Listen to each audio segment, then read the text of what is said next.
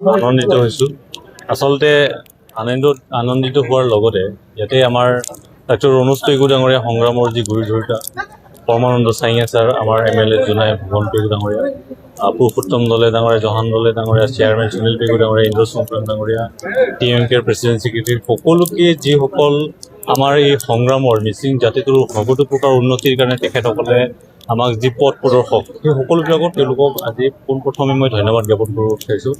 আৰু শ্বহীদৰ আশীৰ্বাদ লৈ বিশেষকৈ অঞ্জনা পেগু, বগা মেডক, নৰেশ ছাইদ, এই তিনিগৰাকী শ্বহীদৰ আশীৰ্বাদ হিৰোল লৈ যোৱা বছৰৰ পৰা সাধাৰণ সম্পাদকৰ পদত কাম কৰি আহিছোঁ। আৰু আগন্তুক দিনত আমাৰ যি 14দফীয়া দাবী, তাৰে দুটা দাবী মাত্ৰ থাকিব, 6 চিডিউল আৰু মেৰিৰ পৰা মিচিং কৰাৰ।